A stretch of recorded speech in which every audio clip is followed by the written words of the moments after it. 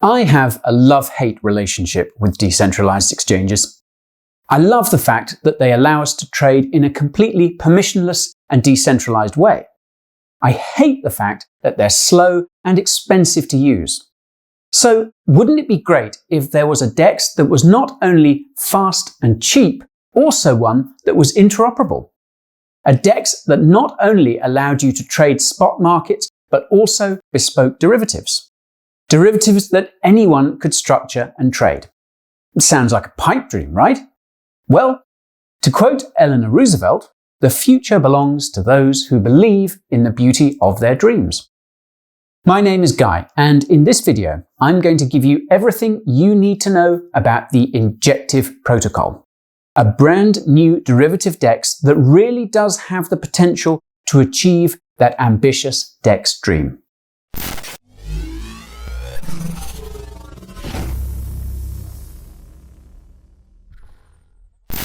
Now, before we enter the matrix, we need to make sure you folks are strapped in. This video ain't financial advice. It's a handy educational resource that you can add to your do-your-own-research soup. Always speak to your financial advisor before diving into crypto. Then, I would like to give a shout out right now to all of those that are new to the channel. Welcome, one and all. Over here at the Bureau, I cover everything crypto. Coins, news, reviews, analysis, guides, you name it. So, if that's up your alley, then grab your ticket right now. Smack that subscribe button and ping that bell. Also, time is the only asset worth more than Bitcoin, and I don't want to waste yours. Therefore, I've placed all of these handy timestamps down here for your convenience. So, feel free to jump around should you wish. Oh, and finally, full disclosure. I have personally bought Injective, so it's important that you know that. Okay, all set? Let's begin. So, what is the Injective protocol? Well, it's a universal DeFi protocol which allows for cross-chain derivative trading, an interoperable derivative DEX protocol, if you will. Basically, it will allow users to trade spot, swaps, and futures in a completely permissionless way. Not only that, but users will also be able to create their own derivatives and create markets for them on the Injective protocol. Technically, it's implemented as a Cosmos SDK module and is built with Ethermint, which is the EVM execution environment on Tendermint. I'll cover this all in a bit. As mentioned, some of the main benefits of Injective over current DEX protocols are that it's much faster and cheaper. This is because it's a layer 2 Cosmos zone and hence does not have to put up with the congestion that other Ethereum-based DEXs do. Not only that, but because it's built on Cosmos, it allows for the exchange of more than just ERC20 assets. The interoperability means that users can trade assets from both the Cosmos ecosystem and the Ethereum network. Perhaps one of the most compelling benefits of Injective is the fact that it's the only fully decentralized exchange. Yes, I know what you're thinking. All DEXs are decentralized. Well, no. Many DEXs today are only decentralized when it comes to custody. Yes, you control access to your coins, but you don't really have control over exchange infrastructure. Many other order book-based DEXs on the market have centralized components, which of course leaves the users open to the decision of the centralized authority. So, what Injective is trying to achieve is to make their decentralized exchange infrastructure a public utility. One that you can not only easily trade on, but one that you can actually have a hand in shaping. For example, you can add a new derivative pair on a crypto asset that you think people may want to trade. So long as there is a demand to trade it, then traders are likely to want to do it through the pairs that you have set up. And when I say shaping the direction of the protocol, I'm not only referring to the types of derivatives that can be added and traded, but I'm also referring to broader protocol development decisions. This is because Injective also has a governance token that has a number of different use cases. Now, before we can get on to all of that, we have to take a look at the underlying architecture. Deep breaths, everyone, as it's about to get a wee bit technical. Starting right at the top, we have the Injective chain. This is the core backbone of the Injective Layer 2 derivative platform. It hosts the decentralized order books, trade execution coordinator, a bidirectional token bridge that connects the chain to Ethereum, and the EVM execution environment. Let's start with that first one, shall we? These decentralized order books are fully decentralized 0x based order books. For those of you who don't know, 0x order books enable sidechain order relay, but with on-chain settlement.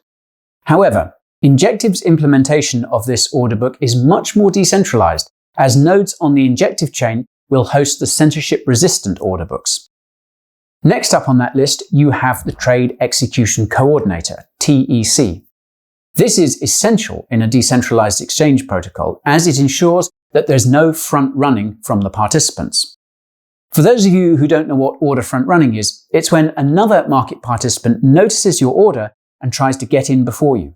They are basically trying to profit from your order. Anyways, the TEC is able to circumvent this front running through the use of a verifiable delay function. These functions are an important tool used for adding a delay in decentralized applications. In this case, the delay is needed in order to make sure that the orders of others are not placed ahead of prior orders. The bidirectional bridge is another crucial part of the Injective protocol. This is what allows you to transfer ERC20 tokens from Ethereum to the Injective chain EVM and back. It is a peg zone in the Cosmos network. Now, if you have no idea what I'm talking about, then I encourage you to watch my video on Cosmos. For now though, all you need to know is that these peg zones are an account-based blockchain that bridges zones within Cosmos to external chains like Bitcoin and Ethereum. Anyways, here you can see how the Injective Ethereum bridge works. I won't go into the exact mechanics here, but it is pretty well explained in the docs that I've linked to below. Let's move on to that final piece of the architecture though, and that is the Ethereum execution environment. This is perhaps one of the most important components of Injective, as it means that Ethereum smart contracts can be executed here. As mentioned, it is a modular implementation of the Ethereum virtual machine, EVM, on top of the Cosmos SDK. This basically means that developers will have the ability to build Ethereum dApps, but in a much more scalable environment. One with a proof-of-stake consensus and 1-second block finality. Within this execution environment, there are a number of smart contracts that perform functions on the Injective chain. Two of those I've already covered include the Trade Execution Coordinator and the Bridge contract. There are 3 other contracts, and these include the Staking contract, Futures contracts, and the INJ ERC20 Token contract. I won't go into all of these here, as you can read all about them in the docs. Are you still with me so far? By the way, if there's anything that's unclear, feel free to leave questions in the comments and I will try to get back to you. Now, this tech is all well and good, but in order to be usable, it has to have a simplified and intuitive front-end interface. Injective has what is termed their exchange client. This is a front-end interface that will allow users to participate in the exchange in a completely permissionless manner. It's also open source, which means that anyone can host the front end in their own environment. This could be by one of the relayers on their own server, or even locally by one of the users on their personal machines. Oh, and it will also be deployed on IPFS. This is actually an important step for decentralization, and it was a point that I raised in my video on the regulatory challenges of DeFi. You can watch that right over here. So, this UI will enable people like you and me to actually use the protocol in much the same way that you can with other DEX platforms such as DYDX or Synthetics. The only difference, of course, being that you can host this front end in a completely decentralized way. And while we're on this, you folks should also note that Injective will launch their own version of the front end, which will be the Injective Exchange. This is currently in development, but you can get a sense of what it will look like by checking out this video. It's a sneak peek of what the platform will look like and how it will function. It looks pretty damn good to me. Okay, so that's as much as I want to cover in the underlying protocol itself. Well done for sticking in there. Something else that is pivotal to the network, though, is of course that INJ token. So, how about we take a look at it? INJ is Injective's native token and will perform a number of functions within the Injective ecosystem. It is important to understand all of these use cases in order to determine its long-term value. Broadly, there are 5 main use cases for the token within the ecosystem. They are protocol governance, exchange fee value capture, collateral for the derivatives, exchange participation incentives, and proof of stake security. Let's take a brief look at each one of these in turn.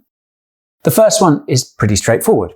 If you've been involved with DeFi for a considerable period of time, then you'll know the purpose of governance tokens. They basically confer the holders certain voting rights that allow them to determine the direction of the protocol. Community governance is central to making a protocol completely decentralized. Moving on to the next use case, you have that fee value capture. This is basically a mechanism that will burn excess fees accrued after the relayers have been paid.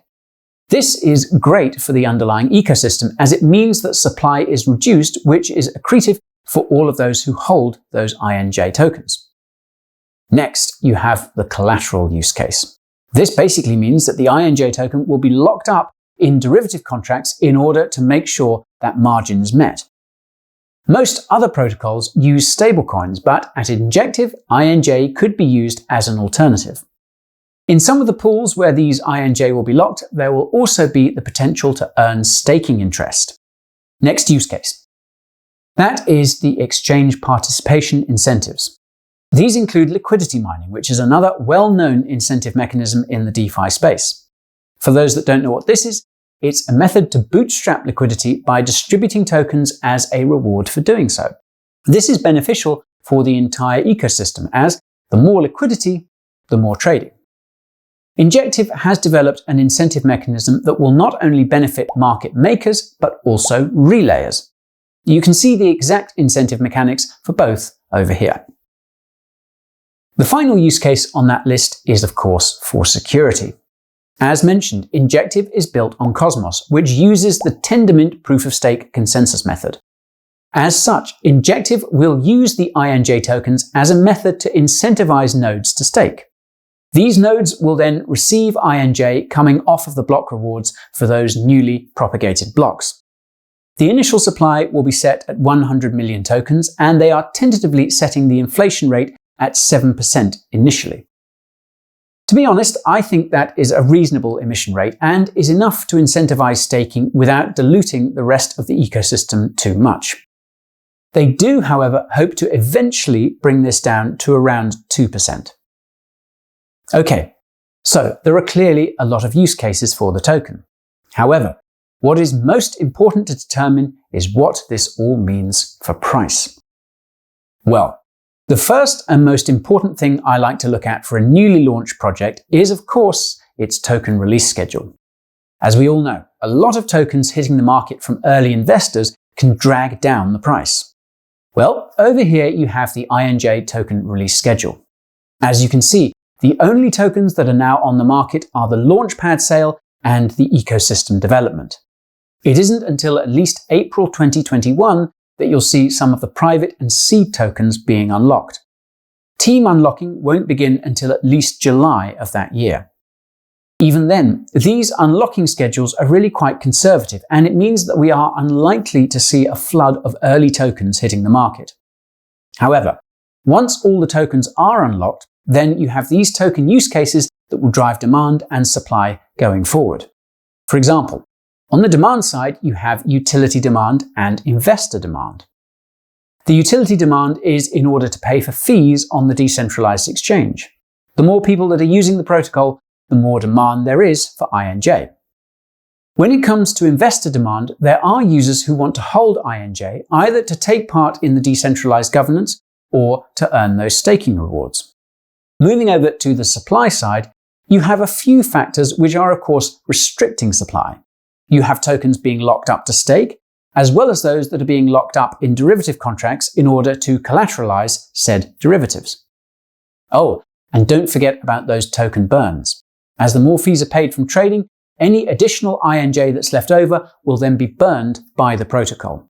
This all means that from a long-term perspective, you have all the right ingredients for a price accretion. Yes, you do have a defined protocol inflation, but as mentioned, 7% is relatively mild. So yes, I think that long-term INJ could be incredibly valuable tokens. Now, I've been talking quite a bit about the tech and tokenomics, but the broader project itself also deserves to be covered. So let's dive into that.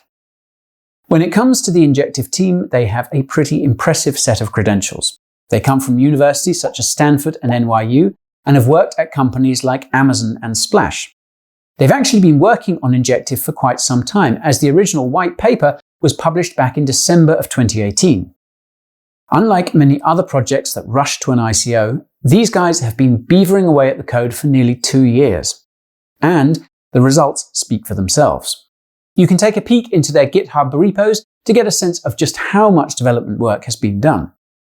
Of course, the team were able to spend that time doing this as they were pretty well funded by some established names in the blockchain space. Funds such as Pantera Capital, CMS, and Binance Labs. They also have a pretty strong roster of advisors from not only VC firms, but also other DeFi projects. They managed to raise about $500,000 in the seed sale and $3 million in the private sale. They also did a larger public sale through an IEO on the Binance Launchpad. In fact, they are the only project that I know of that has been through both the Launchpad and Binance Labs. So, Binance clearly saw the potential here. Now, through that Launchpad, they only sold off 9% of their total supply in this IEO, or initial exchange offering. You should also note that this IEO was run through a lottery-style system. Essentially, participants had to win tickets in order to participate. So, while this may be frustrating for those who wanted larger allocations, it does mean that there was a more equitable distribution for the early participants. The IEO price was 40 cents, and the lottery draw was done on the 20th. Trading commenced not long after that, and already the price is at 80 cents at the time of this video. And as we've seen in the volume since trading went live, there's also quite a lot of interest here. I would also not be surprised if we were to see a list of other exchanges step in to fill the breach once token transfers have been enabled. So keep an eye on that. Time to start wrapping this video up, team. I want to leave a few of my final thoughts on the project. When I first heard about the Injective protocol, I thought to myself, not another DEX. But after going down a rabbit hole on the project, I was really quite impressed. There is no doubt that current DEXs are struggling to scale and meet the demand that's required from the DeFi ecosystem. Gas fees are making transactions unsustainable. Bloated networks mean people have to wait for a painful amount of time in order to confirm those transactions. Eventually, many of these users do end up just gravitating back to a centralized exchange. They view it as a necessary evil. So it was against this backdrop that I eagerly dug into the Injective protocol.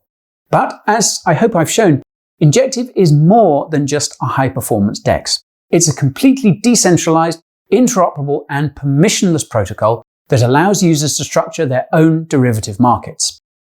It is completely unique from that perspective, and if it's able to corner the market, it will have a competitive advantage.